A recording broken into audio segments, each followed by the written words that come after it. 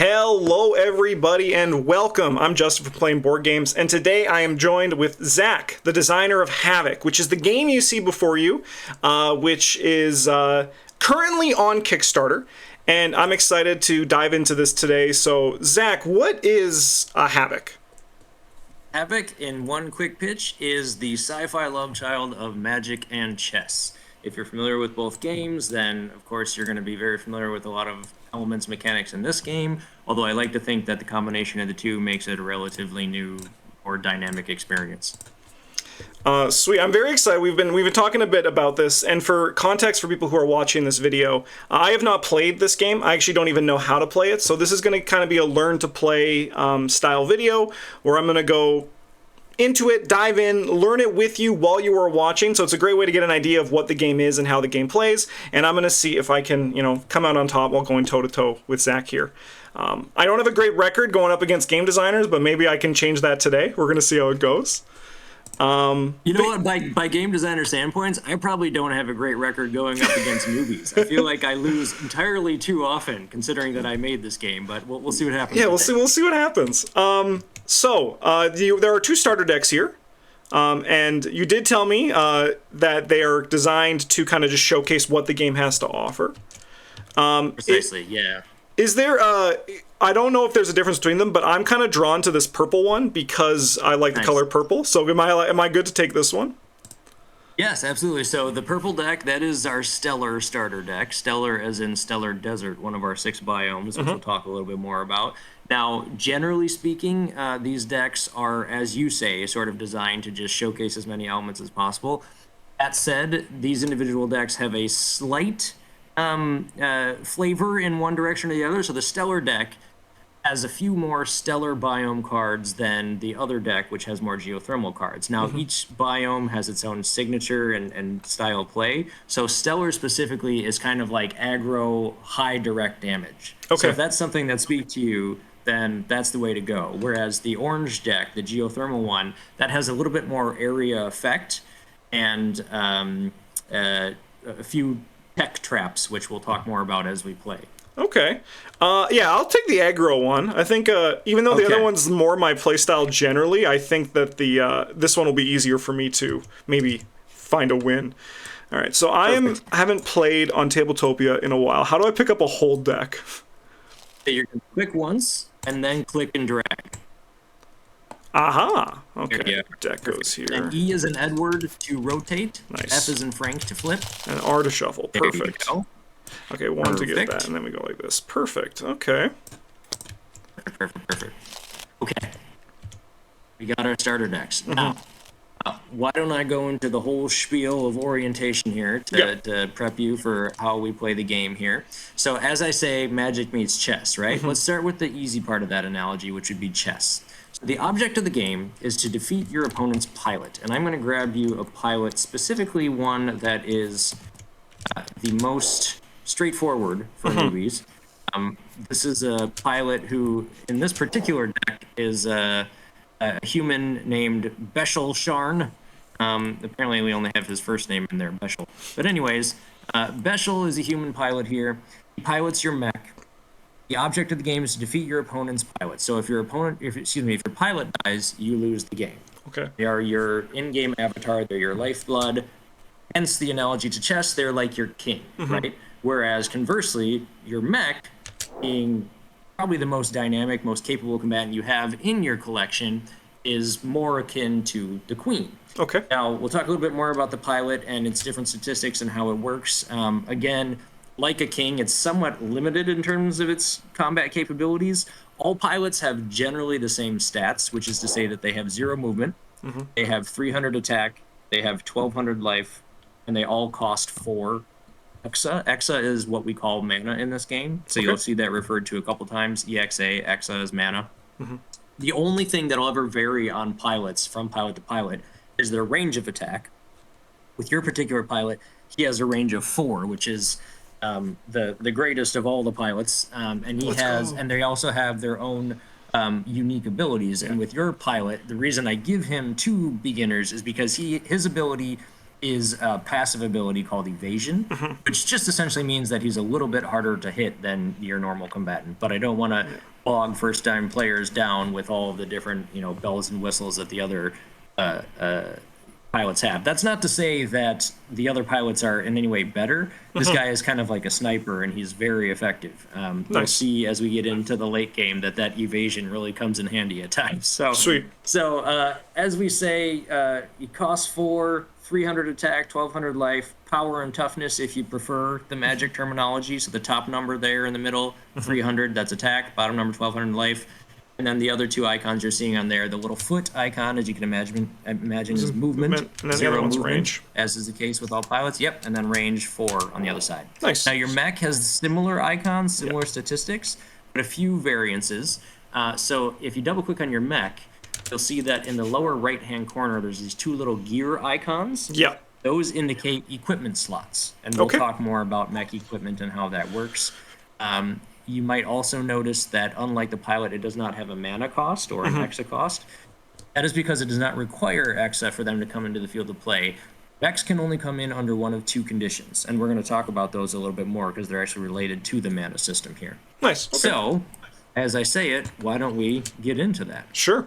So we have sort of a hybrid mana system that is kind of like a combination of that of Hearthstone and that of Magic, but with a pretty significant twist. So first things first, our primary mana system. That is tracked over here with the turn tracker. Okay. It's just like Hearthstone, which is to say that your mana ramps up 1 per turn. Or in other words, your total mana on any given turn matches the turn number.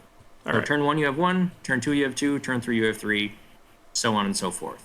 There is no limit like there is in Hearthstone. There's a cap of 10. That is not the case here. Your total mana will always match the turn number. Now, just like in Hearthstone as well, mana is use it or lose it, or Exa is use it or lose it, meaning that if on turn 1 you don't spend that 1 Exa, you don't automatically carry it over to the next turn. You it's just gone. Okay. So you always want to try to optimize mana spend. So that is the primary mana system that will, dictate, your ability to use any of the cards in your deck or your pilot for that matter. Now, there are some cards that require a secondary mana system, or really more specifically, a secondary resource. And that would be these reactors over here. So these reactors are kind of like our take on the lands from Magic. Now, the big significant difference is when a reactor is played by either player, it is a global effect that then allows both players to use cards associated with that reactor. So when a reactor is played, it activates what we call a biome. If you want to use Magic terminology, again, you can kind of think of them as lands. So biomes or lands. Then each biome has its own set of unique cards. So for example, I'm going to go grab a card from our large collection over here that I've got hidden, but ta-da, there's some more cards there. Let's grab how about Supernova? We'll probably see that in play at some point. So Supernova here is a stellar biome card. Now, in order to play Supernova, if you double click on that card, you'll see that it costs 7, right? But unlike just your standard neutral card, in addition to the 7 mana required to play this, it also requires that one of us have activated the Stellar Reactor. So biome cards are identified in 3 ways. First of all, the frame is color-coded. Secondly, in the upper left-hand corner of the artwork there, you see a little icon. It will match that on the associated reactor. And then lastly, in the reminder text on the card itself, the top line of that text, the bold white font there in the black box, that is always the category line on any given card. And when it is a biome card specifically, it will always start with the name of the biome. Nice. So in this case, the Supernova card here reads Stellar Tech in the category line. So it's of the stellar biome, and it is a tech card. Now, a tech card, as a side note, one of our card types, is kind of like a spell or a sorcery. It's something that has an effect and then it goes away. It doesn't remain in the field of play and do combat or whatever. It just has an effect and goes away. That's a tech card. Now, I mentioned earlier the mana system being related to how the mech comes into the field of play, right? Talk a little bit about that now. Can I ask a question just before we move on to that? When this Supernova card, there's the symbol for the stellar in the top left. Are there cards that have like 2 of those symbols that require 2 biomes in play, or is it always just like 1 for 1? Yeah. It is always just like 1 for 1, but boy, am I excited to create the next expansion now because I've got some great ideas. Thank you for that. We actually have have the first 2 expansions developed. Nice. And I was actually just playtesting one of them this morning with my co-designer, but yeah, we have not yet done cards that require multiple biomes. That is going to be fun. Thank you for that. I think you've given me an idea for like an entirely new expansion. So Heck yeah. Let's touch base on that later. Anyways, so does the mech spawn when we hit 8 for this? Okay, yeah, so that's kind of what we're going to talk about right here. So that is one of the conditions that brings the mech into play. So the mech does not automatically spawn. It does not automatically enter the field of play. You still have to deploy the mech as you would any other combatant, and we will talk about deployment rules. But for the mech specifically, the mech can come in under one of 2 conditions. The first one, as you noted, is turn 8. You can see there's that mech icon there on the turn tracker. As soon as we hit turn 8, as of that point, if the mechs are not in, you can deploy your mech. Okay. Now, as I noted before, mech does not have a mana cost or an exa cost. The pilot does.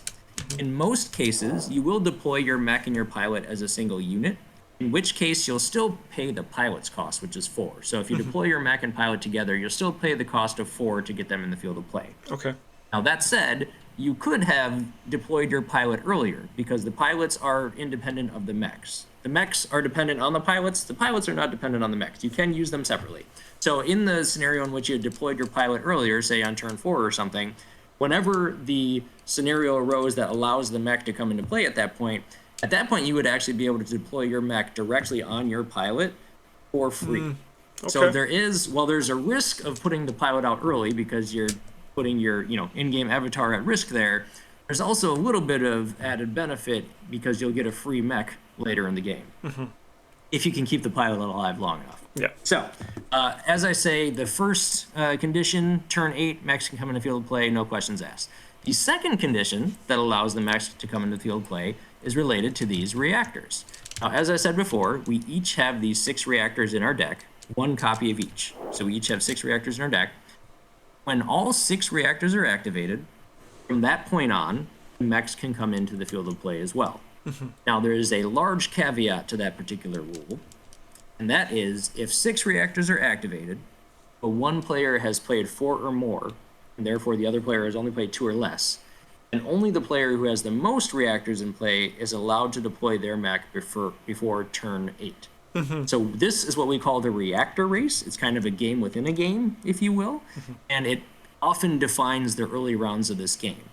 Now, depending on a player's strategy or style of play, they don't necessarily have to engage in the reactor race. They could allow their opponent to get ahead in that. It is not an automatic death sentence if you lose the reactor race, not by any stretch of the imagination. But as you can imagine, there is a bit of an advantage to get your mech out before your opponent can. Yeah. So all 6 reactors are activated, mechs can come out from that point on. If it's 3 and 3, both mechs can be deployed at that point. No restrictions there. But 4 and 2 or more, then only the player with the most can put them in. Okay. Now, as I refer to the reactor race, I want to point out a couple of specific combatants and especially their abilities that help in this reactor race. So I'm going to go grab, I should have had him right at the top here, if I can find my Thus Expeditionist. I think that's him. Is that him? That's him. Perfect. Okay, nice. Thus Expeditionist. Now, first and foremost, side note, Thus Expeditionist is something that means nothing to anyone in the world because no one is familiar with this IP. This is this brand new original IP written by our Oxford graduate head writer who is literally the most brilliant person I know. Obnoxiously so. I love him, but damn it, he's too smart. Anyways, the universe he's created is incredible. Nice. 8 unique alien civilizations. This guy is an example of the Arax race on the planet Air. And I wanted to bring him out here to show his abilities specifically because they relate to the reactor race. So if you double click on this combatant, you'll see that his primary ability, first and foremost, is his ability called Expedition. Yep, exactly. So you'll find that Expedition is the most common ability in the game. You'll have 5 or 6 combatants, I think 5, in your deck that have that ability. Okay. And we have that throughout the combatants there so that we can facilitate this reactor race. So what that says explicitly is When this enters the Nyx for the first time, search your deck for a reactor card, reveal it, and add it to your hand. So I'm going to kind of break that down so we can understand all the different parts of it. First of all, what is the Nyx? The Nyx is one of the 3 territories on the board. So the board is broken into 3 territories. The first 2 rows in front of each player is their base. As you can imagine, when you deploy a combatant into the field of play, you are deploying them into your base. Either the first or second row, that is entirely up to you, but they have to start in your base. Now, if they have movement, they can move down the board from that point on, but they always have to start in your base. So you have your own base, I have my own base, and then these middle 2 rows here is the last territory known as the Nyx. It's kind of a no man's land, and a couple different things happen in the Nyx, but most importantly is this expedition ability, which is triggered whenever a combatant with it enters the Nyx. So, practically speaking, this guy costs 2, right? So you could put him in as of turn 2 or later. On the turn that you deploy him, he will have what we call battle prep, what other games call summoning sickness. Basically just means you cannot use him immediately. So then on your next turn, from that point on, you could start using him, and you might be inclined, in most cases, to move him directly into the Nyx with his movement of 1. And in so doing, you can then go get a reactor. Now, reactors cost 0, so you could play that reactor right away. There is a rules restriction on how many reactors you can play per turn. You're only allowed to play 1 reactor per turn, generally speaking. So you can play that reactor right away unless you've already played one. However, this combatant and one other combatant called the expendable bot that you'll find in your deck has a secondary ability called transference. Transference is very similar to expedition, but what it says is you can sacrifice this from the field of play to search your deck for a reactor card, and it also notes at the end you can play a second reactor card this turn. So this particular ability is useful if you're trying to catch up in the reactor race. It's not something that you necessarily always want to use because, of course, you do have to sacrifice the combatant, but it has pretty significant utility. Now, reactors themselves, speaking of utility, they do have a secondary utility, which is that they are cycle cards, meaning that they can be discarded to draw a new card. In order to do that, your opponent would have had already played that same reactor. So if I played a stellar reactor, I see on that, and then you draw that reactor, you can discard it immediately to draw a new card. Okay, I get you. You can also do it once the mechs are in as well, but we'll get there. It says it on the cards, you can see. And then lastly, the reactors also offer a discount on their biome cards. So on the turn that you play a reactor, their associated biome cards are all cost 1 less. So you want to try to balance timing of playing reactor to engage in this reactor race that we've been talking about versus mana optimization. If you've got a 3-cost tidal biome card and you've got the tidal reactor and you play it on turn 2, you can play that 3-cost card. Which is an example I give specifically because that's a move that you'll see as an option in these 2 decks with the tentacles card. Okay, so we've talked about the combatant with his expedition and with his transference. A good time to talk about combat and how it actually works, because combat is defined by movement and attack, and these 2 things function slightly differently. So I'm bringing this mech out here to play dummy to be targeted and attacked. So this Zeus Expedition is here. You can see his statistics. He has a range of 1 of attack and movement of 1. So range is defined by entire rows, meaning that this card can attack anything within 1 row. So in this case, he'd be able to attack this mech. He could even attack the mech if it was all the way over here. As long as it's within 1 row, forward or backwards, or the same row, you can target and attack that combatant. So in this scenario, this combatant would target this mech. It would deal 200 damage, because that is what this combatant does, and that would be the end of combat. So damage does stack. It accrues, so that mech would have 200 damage from that point on.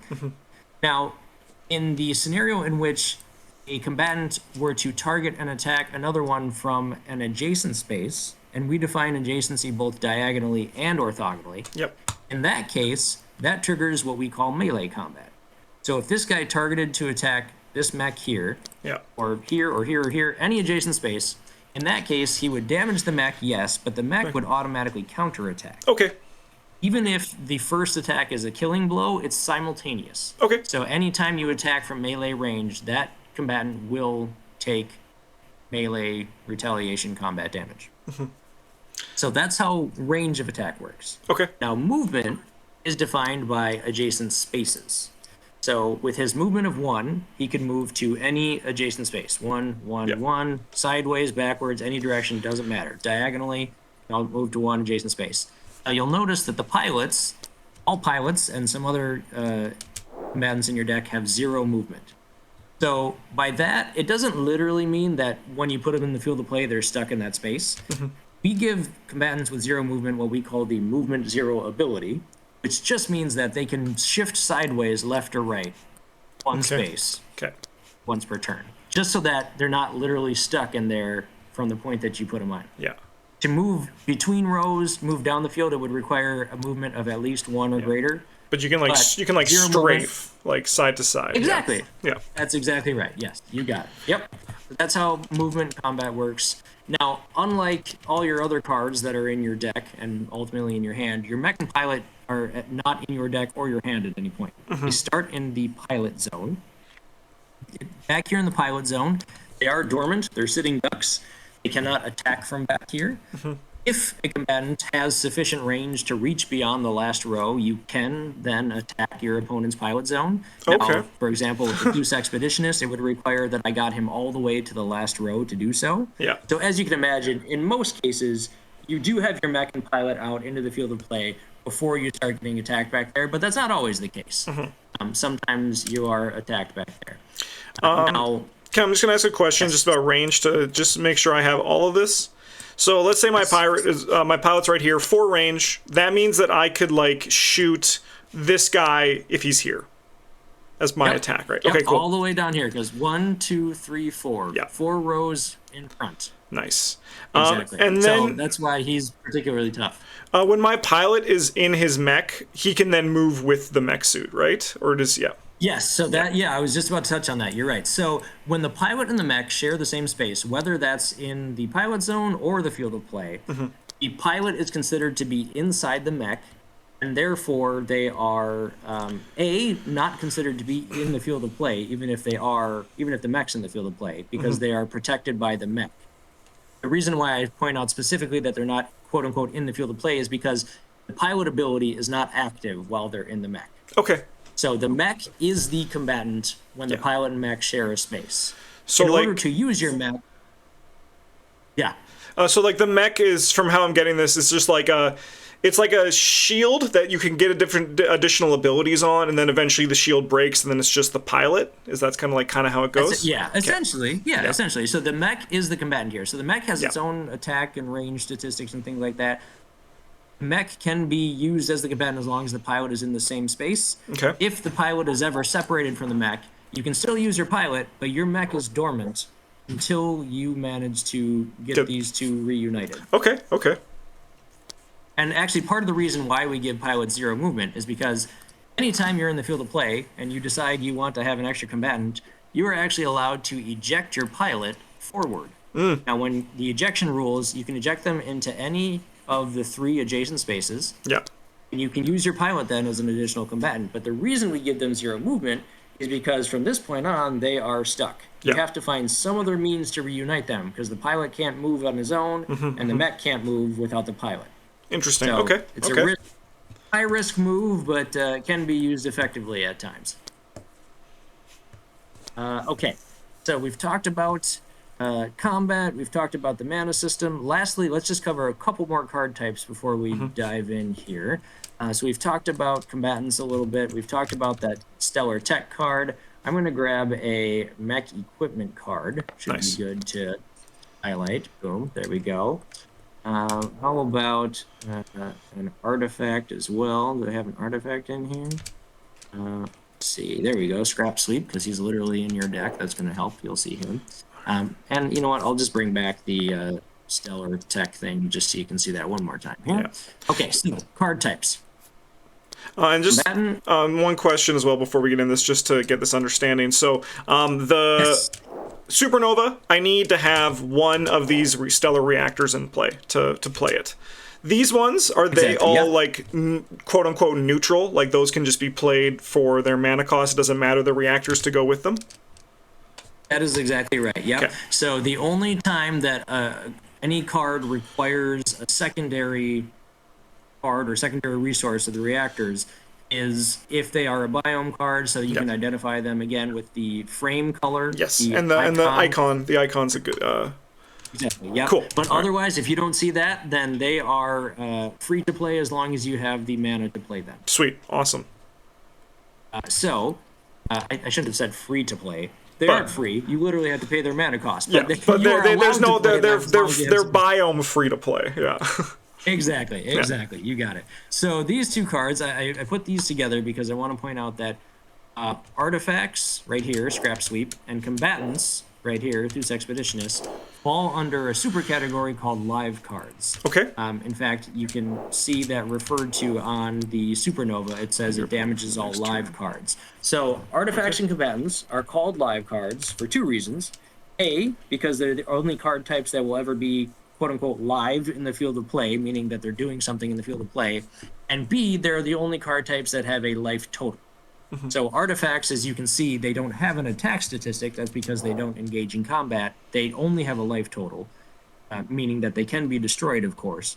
But generally speaking, as opposed to engaging in combat, they have some sort of passive effect in the field of play. And then, of course, combatants engage in combat. And your mech and pilot are examples of combatants as well. So live cards, combatants, artifacts. Another big card type would be mech equipment. Okay. So you can see this here. This particular piece of mech equipment is a rocket launcher. In the lower right-hand corner of the art, there is a little gear icon, which indicates that it takes up one equipment slot. Now, if you recall, your mech has two little gear icons, meaning that it can equip two pieces of equipment. Yep. So equipment, the way mech combat works, equipment is alternative, not additive. So you can... When your mech is in the field of play, you can always opt to use their base attack, their standard attack. So for your mech, that is range of 2, 400 damage. Or alternatively, you can use their equipped weapons. Now, mech combat kind of evolves throughout the course of the game because you can use multiple pieces of equipment if you have multiple pieces of equipment on a single turn. So usually in the earlier rounds, the mechs are using their standard base attack for combat. But then as you stack more equipment on them, at some point, you usually transition over to attacking with multiple pieces of equipment per turn. So each piece of equipment has its own statistics. This one does 600 damage at a range of 4. It has 2 ammo, so it can be used twice. Yeah. Yes. And then lastly, just to reiterate, tech cards. The Supernova is an example of a biome tech card. You will see neutral tech cards as well that don't require a biome. But again, basically a tech card is just something that has an effect, and then it goes to your scrapyard, your discard pile. Cool. Okay. I know that's a lot, but that is everything. All right. We've got it all. I should probably give myself a mech and pilot, because otherwise it's going to be hard to win. Or hard to lose, I guess you look at it. I'm just going up against an unstoppable force. That's right. This 10 on the track here, is that just draw a card when we hit there? Okay. Not exactly. It is what that is indicating that as of turn 10 or later, you can spend half your total exa to draw a new card.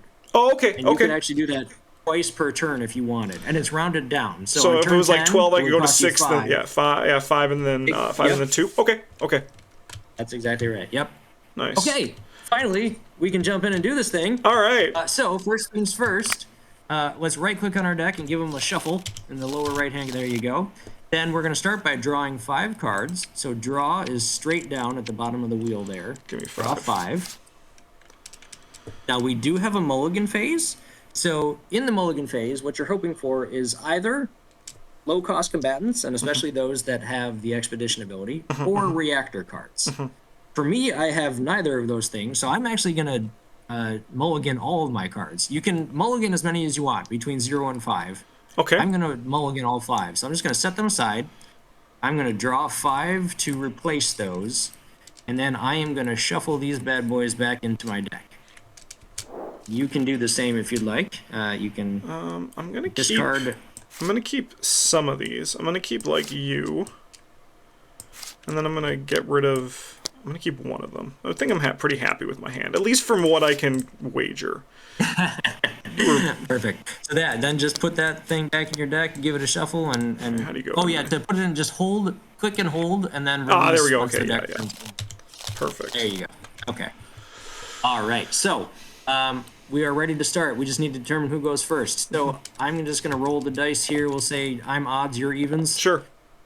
And it is a 6. So you go first. Let's go. So then one last note. Yep. As player 2, I get to start with this card here, the core. Now, It's a coin, for those who yeah. are familiar with Hearthstone, there you go. Yeah. Now, unlike Hearthstone, this card is a little less OP. It's not a free unit of Exa. Yeah. It's you have to spend 1 Exa, but it allows you to carry that unit over to the next turn. So you would use it in a scenario in which you're otherwise going to lose it. So I am going to add that to my hand as player 2, and we can now begin. Nice. So each turn starts by drawing a card. Sweet. And player 1 still gets to do that on turn 1 as well. So you can draw 1. Oh, let's go. Okay. Yeah. So you've got 1 mana to spend. You can play a reactor card if you have one in hand, if you are so inclined. You don't have to. I would That love is to your- play this reactor. Okay. You would love to do it. Yeah, I'll I get would this love one for out you to here. do it. Let's do it. And then I will not play anything else. Okay. Sounds good. Easy peasy. Turn 1 for me over here. I've got 1 to spend, so I am going to do just that. I'm going to put a 1 cost combatant in. Another air axe like that Thus Expeditionist we saw, but this one is the Cybernetic Kartog. He has Expedition. I am going to go ahead and pass. Nice. Turn 2 for you. All right. Is there a shortcut to draw 1 card? So then this only there moves up is. on the first player's turn. Okay, I get you. Exactly. Yeah. Yep. Yes. So you can either right-click and draw, or you can just click and drag right off the top of the deck and then pull it straight to the bottom of your screen, Okay. and it will disappear into your hand. All right. Well, I'm going to drop down another reactor. Oh boy. You said a race, and I'm ready to run. I'm ready to go for it. You are racing. Yes. All right. And let me Love just it. look at the stats on your guys. Your guys is a 100, 100. So this seems like either of them matter. Let me just look at this. Oh, that's pretty good. Okay. And then this is... Bad for me, but we'll see. All right, we don't want to do that right now. I want to play this, that Expeditionist that you told me about so earlier. Hey, there he is. And Okay. I am going to put him not within one of you. So I'm going to put him here. Because I can put him on Very either of clever, these 2 yes. rows, right? Yes, very clever. So clearly you understood the melee combat rules, because you're right. I will not be able to force you into melee combat, because the most I could do is move there. You can move here, pew pew, I'm dead. So very well done, sir. And then that's me. Okay, sounds good. Turn 2 over here. I'm going to draw a card. All right. Let's see, 2 to spend. I am going to play. Now let's do this. Yeah. Pop him into the Nyx. Nice. So you got I to am search your going deck for a to reactor. grab- Nice. Indeed. I am going. So instead of actually digging through my deck, that's why I set these things aside over here to do a handy little resource. I'm just going to grab one here and pop it in. Now that represents the geothermal reactor in my deck. So if and when I do pull that card, I will just discard it immediately. But this way we don't have to worry about it. Okay, so I've got that in, and I I've got 2 to spend. Do I want to spend that 2? Yes, I do. I'm going to play the core Okay. to allow me to carry over that Exa to the next turn. Yep. And then with my last remaining Exa, I am going to play an Arsenal Droid. Now, this Arsenal Droid is one of the exceptions to the rules that mech equipment is meant for mechs. Oh, interesting. Some combatants have Okay. the ability called Graft that allows them to use mech equipment, and this little guy is one such combatant. Neat. So, I have spent my 2 total mana, and I will go ahead and pass. It is turn 3 for you. All right. I will draw a card to start things off. I am just reactor rich over here. Okay. I am jealous. Well, we are going to play a reactor. Because I only need now 1 more after this. You can place 1 unless you have a way. You don't have this. I mean, I also have this guy. I could discard him from field to play, but I don't think that's worth it. And there's no reason that we need 2 of these. So I'm just going to put down this geothermal reactor of my own. Well, so I should clarify. Oh, yeah. Since I've played the geothermal Oh, there's only reactor, 1 of each. Exactly. So that card you can now use as a to cycle discard, card. so I can would discard. immediately Okay. discard it and draw a new card. Yep, there you go. Perfect. Okay. Well, that's okay because I have this other reactor. Okay. As I said, I am reactor rich. Yeah.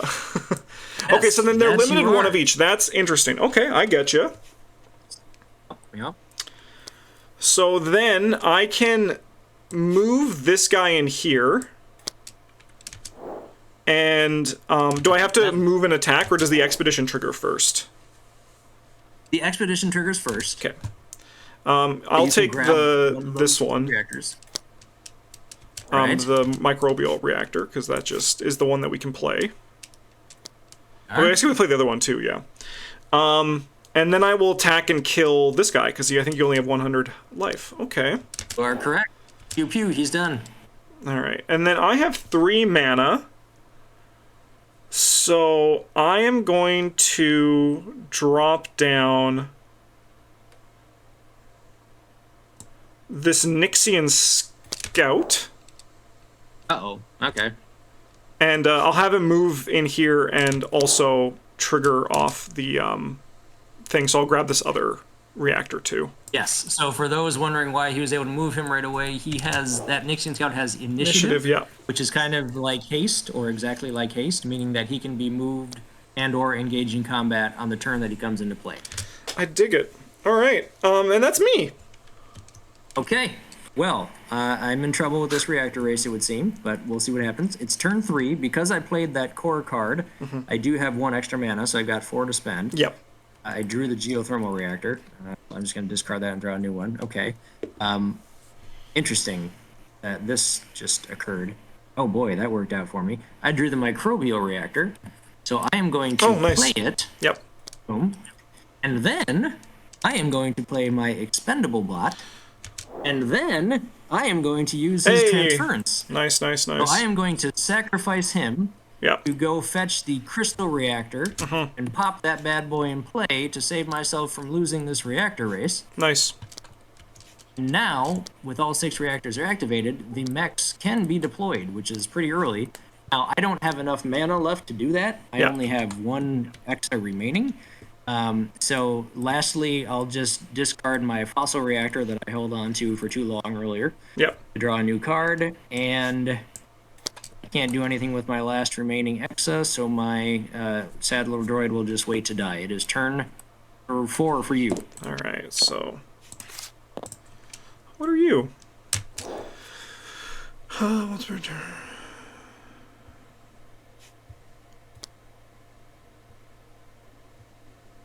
Oh, wow, okay. Okay. I can see. Oh, but you're all right. Okay. So there's no reason to hold these reactors now. I should just discard them and draw, right? Yes, that's right. That's right. So I got this. If you want to get into the meta, there are technically ways within the larger game to destroy reactors and reactivate them. That's not represented in these starter decks. Okay, so okay, not something you have to worry about here. All right, so I've discarded both the crystal and the microbial one. Perfect. Okay.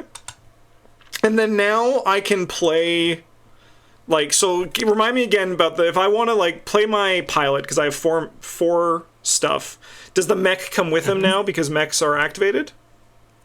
Yep. I mean, it's up to you. You technically could deploy your pilot independently. There's not really any reason to do that at this point. You might as well put them out as a single unit. But yes, because these 6 reactors are activated, you can deploy them both together as a single unit for a cost of 4.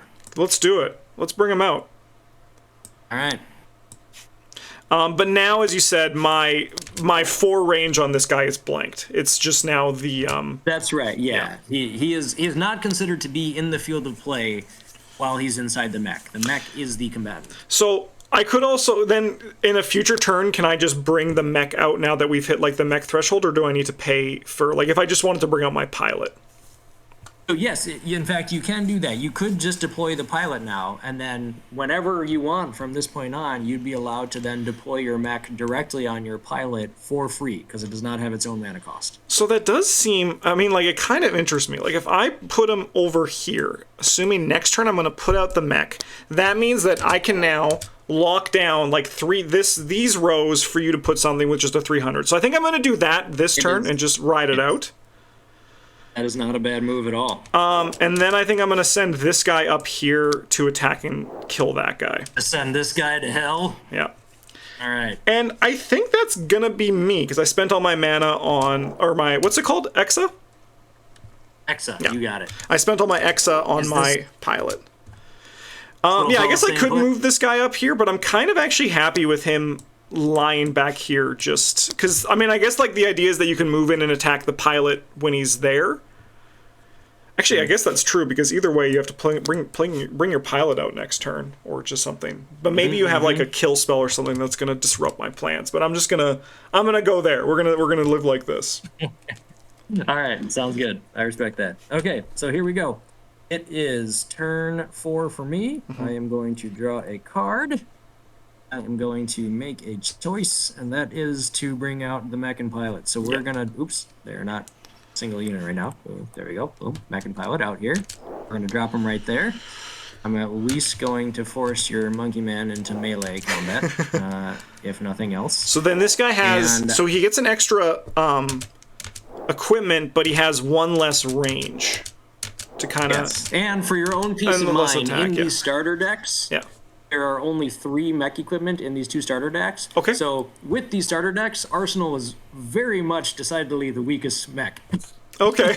But, you know, when you build your own deck... Yeah, you have a lot more control over that. Yeah. Okay. Exactly, yes.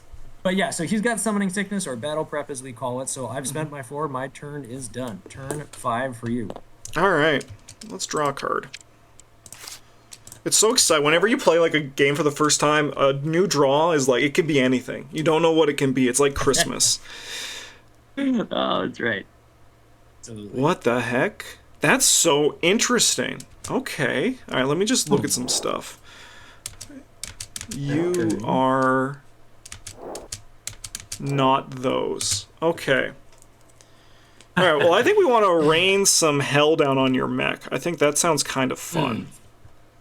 Good. That sounds great. I'm looking forward to that. So I can start with my pilot to shoot your mech for 300. Sure can. So 300 damage. One thing I'd like to note right now before we get any further is one other card type that we haven't really touched on, and that is tech traps. And I say that because you might pull one at some point. So a tech trap is a special type of tech that stays in the field of play. So it can be played in either the Nyx or your own base. The only restriction is you can't play in your opponent's base. But what it does is it transforms the space. And it turns that space into a trap, and it remains there until either the end of the game or until the reactor is destroyed. Okay. Now, because it doesn't actually occupy a space, but again, just transforms it, you can even play it directly on a live card. You could drop it right on a combatant in the field of play in the Nyx if you wanted to. Interesting. And do damage to him that way. But just in case you pull a tech trap, that's how you'll utilize it. Okay, cool. All right, I think my even though my pilot is feeling pretty cocky, I do think we want to put the mech on him for this. I think he was he felt like a hot shot for a second, but I think he's a little bit scared now. I think these guys have done their job too, so I'll have my monkey man attack this, and then my monkey man will get melee combated back. All right, yep, he's done. And I have 5 mana. Interesting. Man, there's just so many things are making me say interesting, which is always a good sign, you know, when you're playing a game. There's just so many options that I can explore it's nice here. To hear. Nice is there a hand size limit? There is. You're probably not going to hit it. So the hand size limit is 9. Now, you can exceed that on a turn as long as you play your 10th card by the end of that turn. If you were to end that turn with 10 cards in hand, you would just have to discard 1. Okay, cool. Yeah, so it's pretty high. Yeah. Okay. I'm gonna have my expeditionist, my Thusa expeditionist, also hit your mech. Yep, he's feeling it. And I have 5 mana to spend. On my mech. This guy seems really cool, and I think I want to play him because he just seems like sick as hell. I want to play this Metreon. Ah, yes. Okay.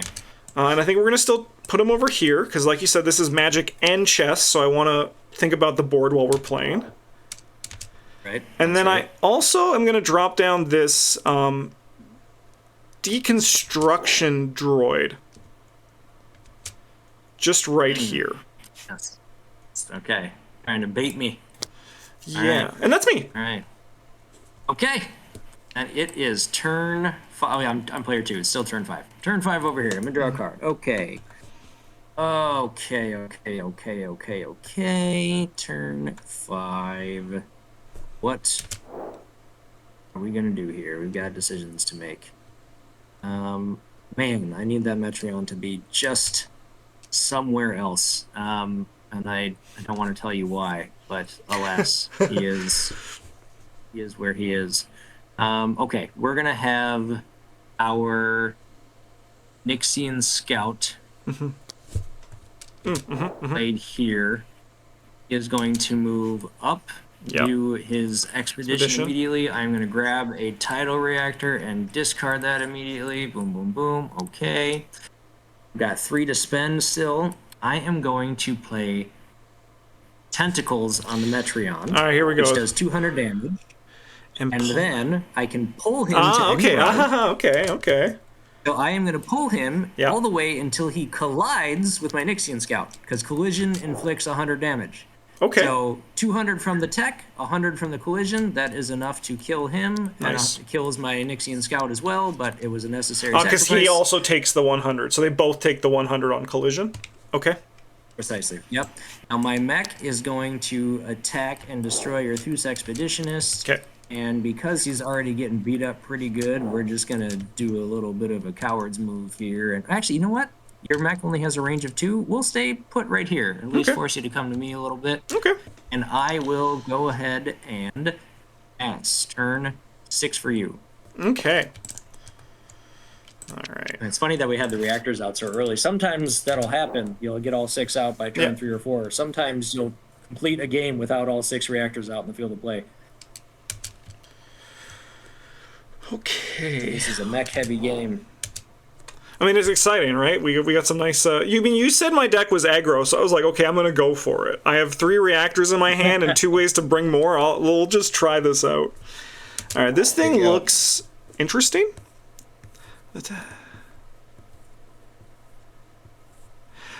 Oh. Whoa. Okay, that seems like a nightmare. I'm gonna just put out this Dark Sand Sentry. I knew when you said that seems like a nightmare. I was like, he's got the Dark Sand Sentry, doesn't he? Oh boy, yes. Yep, that'll do it. Boy, I wish I still had tentacles. That would help me a lot right now. So I've spent all my Exa. I could move my mech up here, because I think you are going to probably retreat, so you don't have to spend a bunch of mana to bring your pilot out again. But can the pilot deploy back into the mech if the mech's on the battlefield? If they come from the pilot zone? Yes. Okay. And vice versa. Pilot can deploy into the mech can deploy into the pilot. So I think with that all in mind, I do think I want to move this guy as a unit up here. How do I grab both of them? So there's a couple different ways you can do it. You could either you have to turn them into a single deck by doing that. So then click and drag. And then I click and then click once. Yeah, and then click and drag. Perfect. There you go. Yep. So yeah, we'll move up here, and I will hit you for 400. My mech is feeling the heat. He's taking it on the chin. Okay. Okay, and then that's me, because I feel like you will want to retreat from this thing. But maybe I'm wrong. We'll see. I mean, you might have another trick up your sleeve, and that's what makes it fun, right? I'm hoping that I do on this particular poll. Alas, don't know that I do. It is turn 6. Okay, I guess I have to get you to come to me then with that scenario there. So that's what we'll do.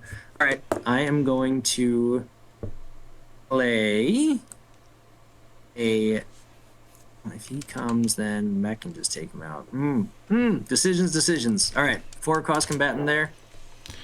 2 cost combatant back here. We're lining up the back row. Okay. Mech is going to continue to run like a coward. Yep. Pull you towards me, and we will go ahead and pass. Turn 7 for you. All right.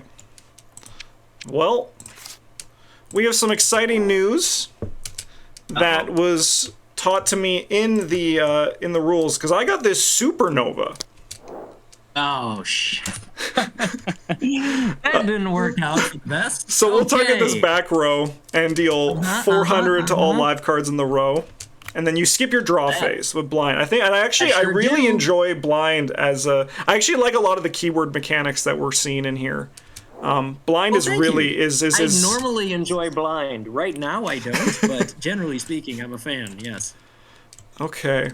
And I think we just get aggressive. I'm gonna move this guy up here, and then I'm gonna move these guys up here, and I'll hit you for 400.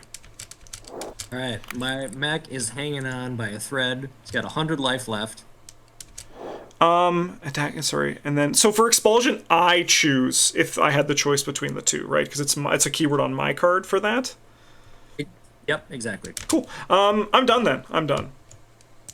Okay. Honestly, we couldn't have scripted it better with that supernova. It was like your example card. I was like, this card seems really bombastic, and then it just worked out perfectly. I mean, it worked out perfectly in someone's estimation. Okay. All right, here's what we're going to do. I really need to deal with that freaking...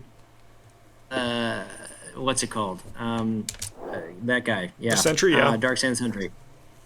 Okay, so we've got to do what you did and be aggressive. First things first, I'm going to drop bronze pools on the Dark Sand Sentry. Now, this is a tech trap. Okay, can I use movement? It is a particularly complicated tech trap. Okay. So it will do an immediate 100 damage, yep. And your sentry is stuck there. So it's basically poisoning me. Okay, and it can't move, and its base attack is halved as rounded down. Okay, interesting. Yes. Yep, so he's stuck there. Now, decisions. Do I want to deal with him entirely? I think I might have to. My mech's gonna die anyways, so yeah, we're gonna do it. We're gonna move up 1, 2. Oh, that's right, because we have 2 movement. Okay, yeah. Yep, 300 damage from my mech. Mm-hmm. I am then going to eject my pilot forward. Nice. He's going to do the remaining 300 damage left on this bad boy. Whoever designed that card and gave him 700 life is really just a bastard. And then I am going to pass. So then this, as you said, the trap stays here. It remains there, yes.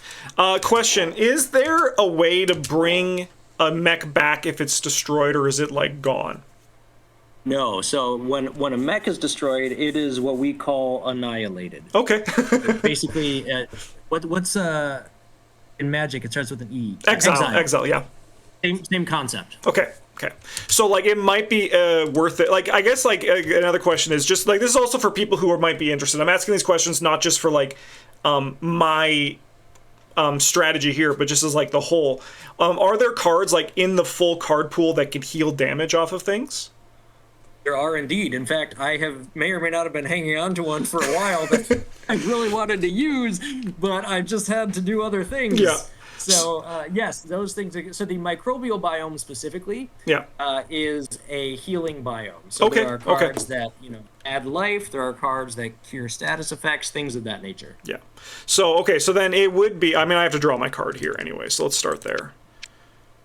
So then, without this reactor rate, without these reactors being full, this would be the time when the mechs would be able to be deployed.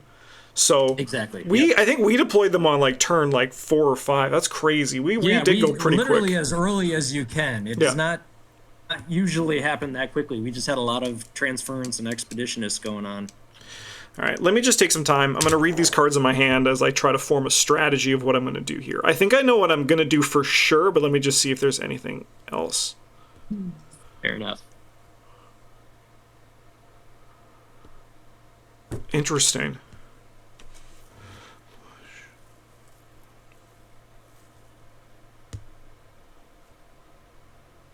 Okay, that seems actually kind of sick. I have 8, so do I have a 3 or less? I do. Oh my! I see what you mean about all this board stuff. There's so much that matters on positioning in this game. And it's making my brain tingle, you know? Yeah. Oh, okay. Let me note, because I'm pretty sure I know what you have. So in the unlikely scenario that you're holding Surf, so normally when two cards are forced into one another, that induces collision, right? Where they take 100 damage. In the scenario in which a pilot is forced into its mech, that is not collision. In fact, it reunites them. Okay, that is good to know. But I mean, like, that's also something that you could even use. Like you said, there was the other ways. I could eject my pilot and then bring him back in with that. Yes. Okay. That is actually one of the more common ways to get the pilot back into the mech. Sometimes you have to, unfortunately, suffer tentacles to do 200 damage and pull them back into the mech. But, you know, damned if you do, damned if you don't. But yeah, Surf is one effective way to do that. All right, so let's not do that, and let's do this card instead. So is this card, the mech, is it considered a live card right now? It is, yes. Okay. So I have live wire then. Oh, yeah. So we'll deal 1 to the mech, and then we'll also deal 100 to your pilot here, who is cool. Now, if you wanted, you could also deal 100 to your mech and to this little guy here. I think I'm going to pass, though, but I do appreciate the offer. Are you sure? I respect the hustle. I respect the hustle to try to get it out. So everyone knows, you can chain that card to do that, but I guess that's not what we're doing today. All right, so I'm just looking at your I like this this bird guy that we got here, Okan. So fly, immune to tech traps. Okay, so those are like these things on the board. These are all considered to be tech traps. Or Yep. Okay, they are, yeah, tech traps. This one right here is a tech trap. Yes. Yeah. Are there traps that aren't tech traps that this guy would not be able to fly over? No. Okay. No, okay. They're all tech traps. Okay. To a specific card type called tech trap. Yeah. Hive mind plus 100 life for each other Wildalkin. Okay, that's kind of neat. And then rally can move a friendly Wildalkin to a space adjacent to this from anywhere. Okay. So rally, is that like a one-time ability that he can use each round, like each turn? Precisely. Yes. Cool. Awesome. All right. Well, that's done. Well, actually, you know what? Forgive me. Yeah. It's not actually limited to one time per turn. I could use it hypothetically on multiple Weldikin, but it's limited to the number of Weldikin in play. Exactly. Okay. Yes. Okay. Cool. So I have now 6 remaining. I'm gonna try out this gun. It's Impactor Talon Fist. Yeah, that'll do it. I have also 2... So that as a melee weapon... Yes. ...means that you have to attack from melee range. Yeah. So the silver lining for me is that at least I will do a little bit of damage back to your mech, but emphasis on a little bit. I'm getting my ass kicked.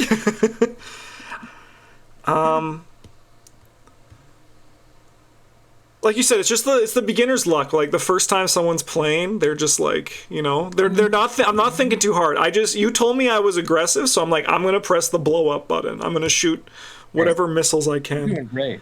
I think we're also gonna drop down. What's your movement on you? Oh, it's 0, right? Because they can only do the side movement. Yep. All right. I am gonna move my mech and my. I did split it again. You can do it, Justin. There we go. And then click, drag. Boom. Nice. All right, so we're going to move this here. And I can attack with this Impactor Talon Fist. So I'll deal 600, and then I will take 300? Exactly, yep. You got it. 1, 2, 3. Okay. And I can't attack again with his regular attack, right? Not with his regular attack. Yeah. You could eject your pilot and attack with him. But interesting. Otherwise, you cannot use your mech's base attack and mech equipment on the same turn. Okay, well, I can't kill you with that, so I'm not going to do that. I think I feel very comfortable inside of my mech suit right now. Yeah, I mean, you know, you don't really need to rush it at this point. It's working in your favor. And I think the last thing I'm going to do is I'm going to drop down this Astralist Heretic. Yeah, that'd be a real problem for me then. Because my pilot is indeed biotic. He is biotic. Okay, yeah, all right. Yeah.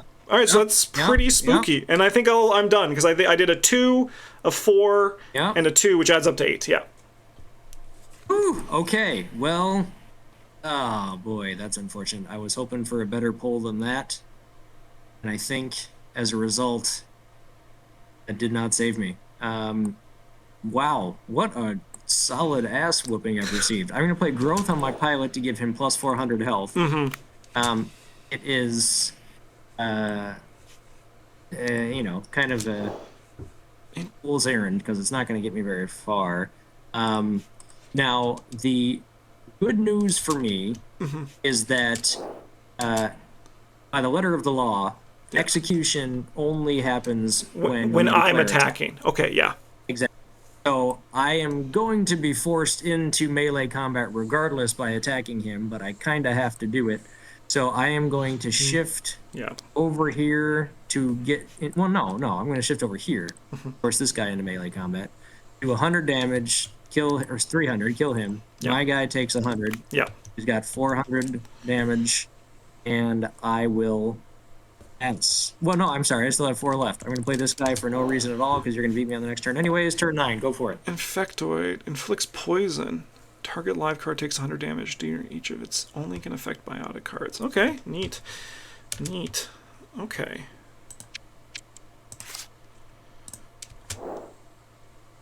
Ooh, what are you?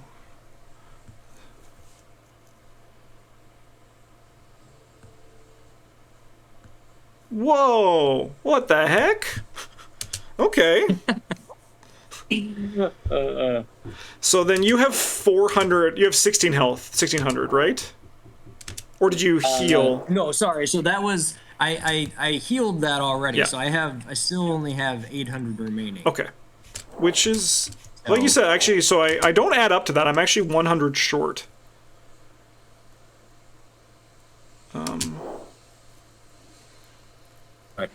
Are you? Am I? Do I have it? Oh, yeah, because I could eject my pilot and shoot with the pilot. Right, yeah, okay, there's that last little thing. Okay. So then I move here. Oh, no, I split them up.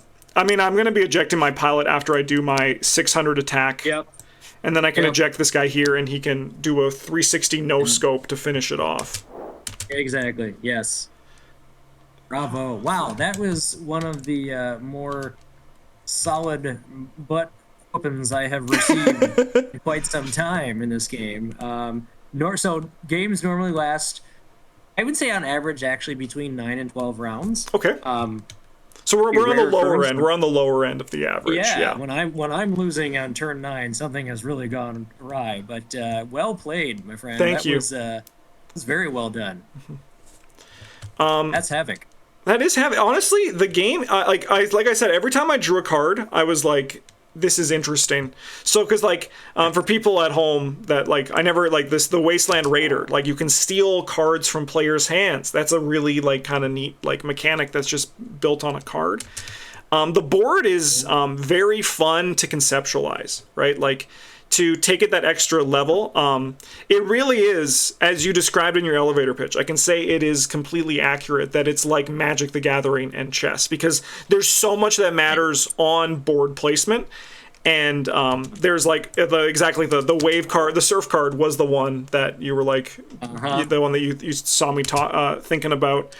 And then there's also, there's just even this guy, which I never played, the Dax the Engineer. Oh. Right? Yes. It's just also the reducing the cost is also just there's so much things that I've just seen in the board placement. So I think in terms of the design, I think that it's really successful in terms of making the board matter on all of the cards that I've seen, which is really cool. Well, I really appreciate that. Thank you. A couple years of very intricate hard work has gone into that. So I'm validated to hear that it is well designed, in your opinion. Why don't you? Because you told me that you flipped this over near the end of it to kind of show people what's the stuff. So why don't you just tell me a bit about deck building, what comes in? You've played the starter decks. What's next for people who pick up HAVOC? Exactly. Okay, so what we just played here with the 40 card deck format, which is called Aggro Combat. It is so called because it has a slightly higher percentage of combatants. So we've got two formats for 1v1, 40 card and 60 card. So in 40 card, you've got 18 combatants exactly.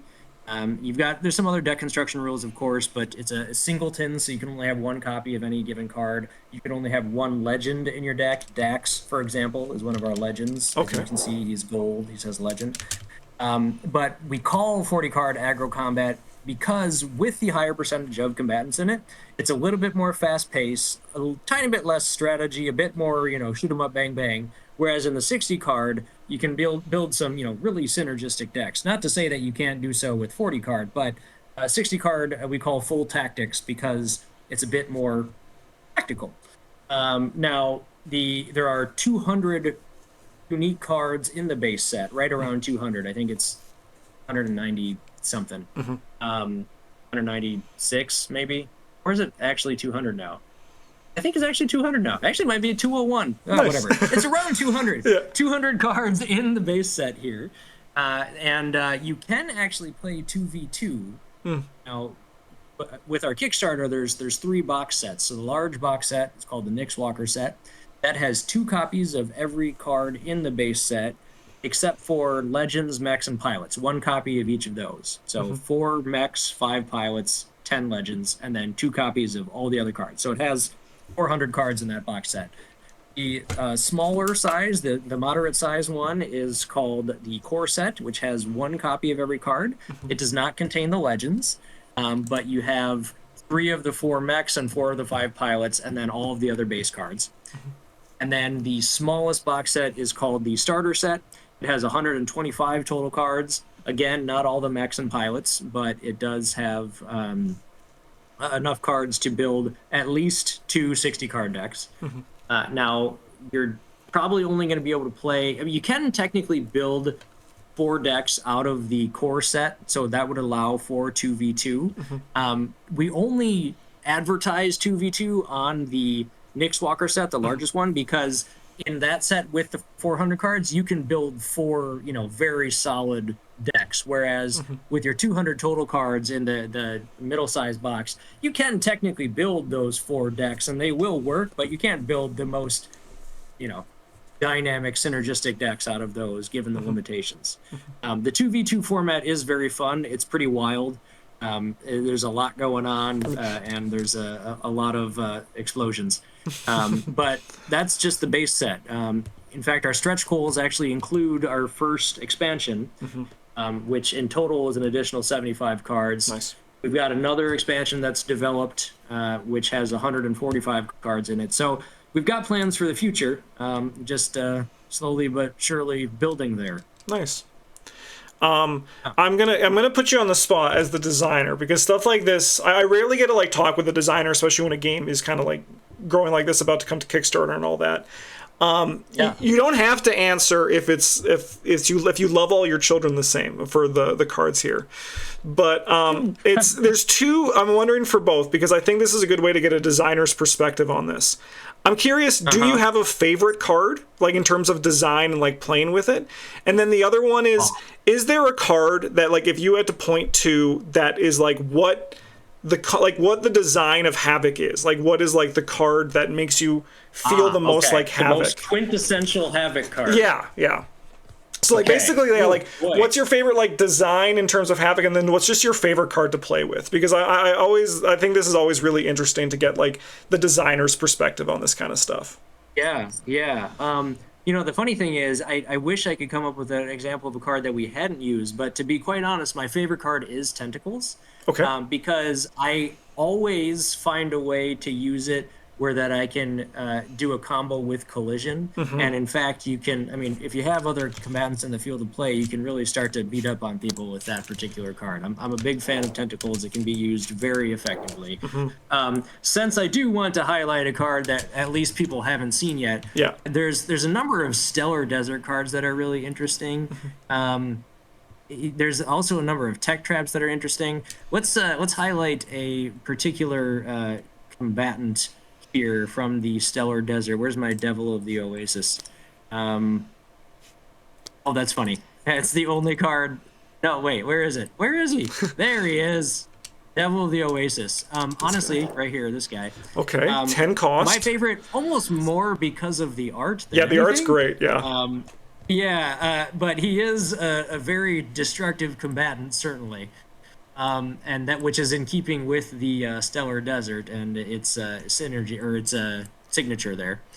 Now, in terms of the most quintessential Havoc card, Yeah. that is a wonderful question, and I am going to start vamping so that I can come up with an answer as I think about it on the fly. While you're doing this, let me talk about this Devil of the Oasis, because so like the Terminate, if it doesn't have a target, it can blow up the Stellar reactor. Yes, so we kind of alluded to that earlier. Reactors can be destroyed, and one way they can be is that all tier 3 Viromata. So this guy is a Viromata. Oh yeah, there's the tier 3. Every biome has 3 Viromata, tiers 1 through 3. Every tier 3 Viromatan in the game does have the ability called Terminate, which allows them to destroy their own reactor.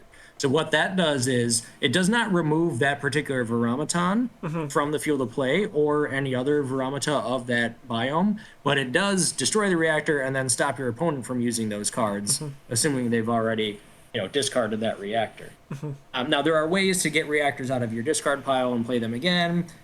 So it's not, once the reactor is destroyed, it's not game over in that regard. You could get it back in play, but it is an effective thing to use from time to time. In fact, I've most often used that ability specifically with the geothermal Viromata because the tech traps from the geothermal biome can be kind of brutal. I mean, you saw that with the bronze pools.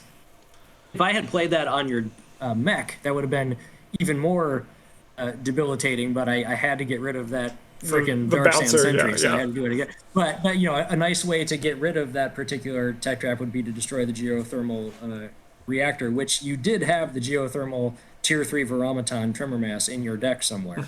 So you would have had that option had it come to it.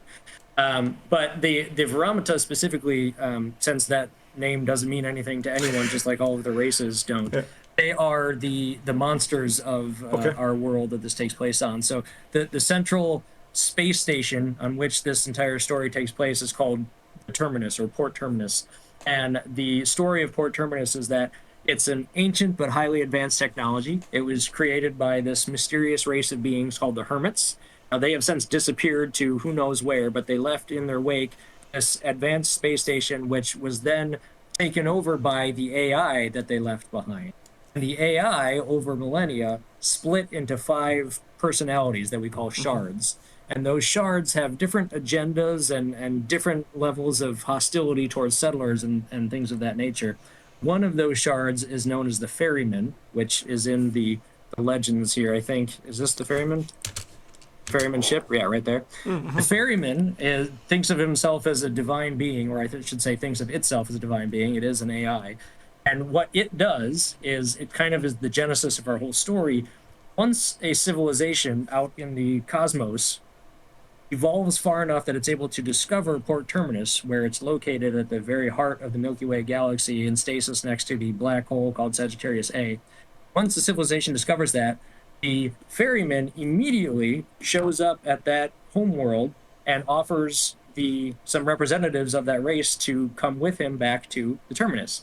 Now, they don't necessarily know that they're coming to a very hostile environment, but that is indeed what happens. So that's where the 8 races come into play here. Interesting. The ferryman has visited their 8 homeworlds. I mentioned our Oxford grad writer before. He hates when I brag about him being an Oxford grad, but I always do it because he deserves it. The universe is so profoundly rich and vast and deep. Hundreds of pages of writing. Every civilization has their own homeworld, or in some cases, binary homeworld systems. Each of those civilizations have histories written about their homeworlds.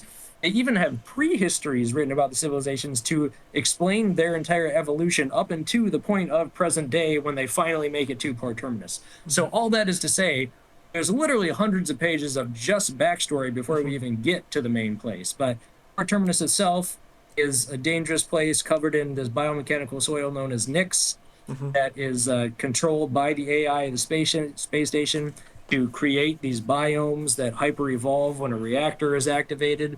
And with those come the Viromata, these giant monsters that are actually single-celled organisms that control the husks of what were known as shells that the hermits created. The mechs are also shells. So the mechs and the Veramata are actually two sides of the same coin.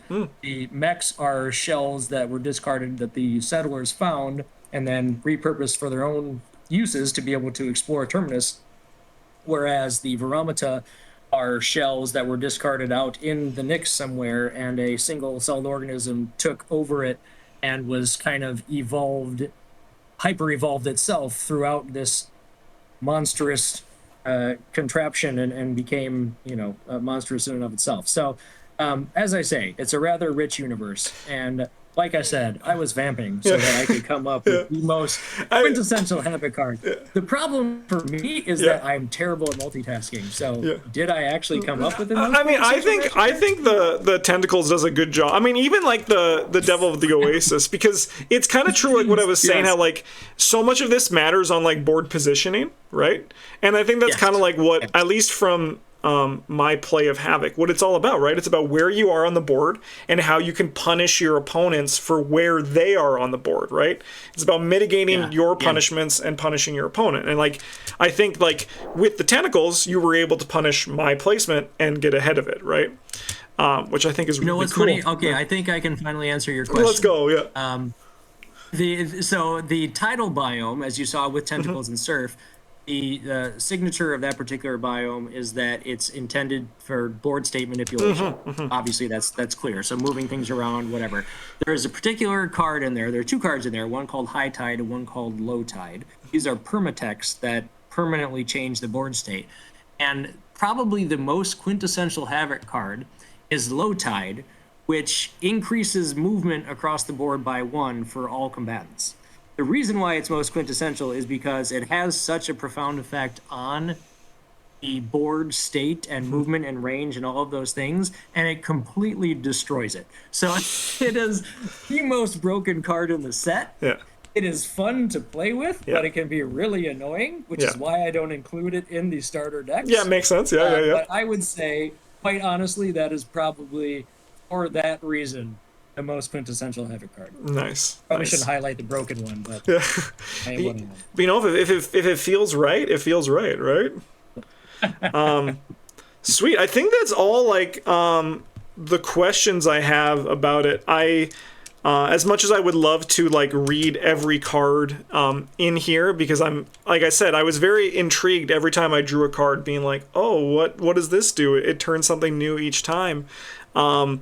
I think that it's I'll leave for people to discover. We are going to have more gameplay footage, as far as I'm aware, on the channel. I think that's still the plan. There's going to be some more HAVOC coming out in the future. But I had a blast playing with you today, and I actually really loved hearing all the lore, because I do think that like an evocative lore, like it breeds good design, right? Like it gives like design space that you can like explore, and it just like inspires like something. You read a story and you're like, we need like a card that can like represent that, right? I mean, it's actually really interesting you should say that, and forgive me if I'm rambling, you can tell me to shut up, but the original plan for this game design studio, this burgeoning game design studio called Nyx Studios, was to create an RPG, and we actually did some development in the early days. But when Antec, our head writer, came in and created this rich universe, I, as a card game nerd myself, saw an opportunity to distill all that down into a card game. And so, just as you say, the lore breeds the game, that's precisely what happened. I went away with my co-designer, Cole, who's amazing, and he's a lifelong Magic player, and we tinkered for a handful of months to come up with the bones of this game. We came back and said, here's this game that we've got. We think it could be viable. And everyone on the team said, yeah, this is our new game. So we shelved the RPG for the future, and it will be created in the future. But this became our flagship game. Nice. And it as you say, the lore was the genesis of that. Sweet. All right, well, if this interests you at all, you should check out the Kickstarter. There will be a link down in the video description for you to go check that out. The game's sick. I think that if you resonated with seeing the gameplay at all, I think you would enjoy it, because I had a great time. But thank you so much for watching, everybody. Thanks again, Zach. It was a pleasure. Have a good one, and as always, the GGs.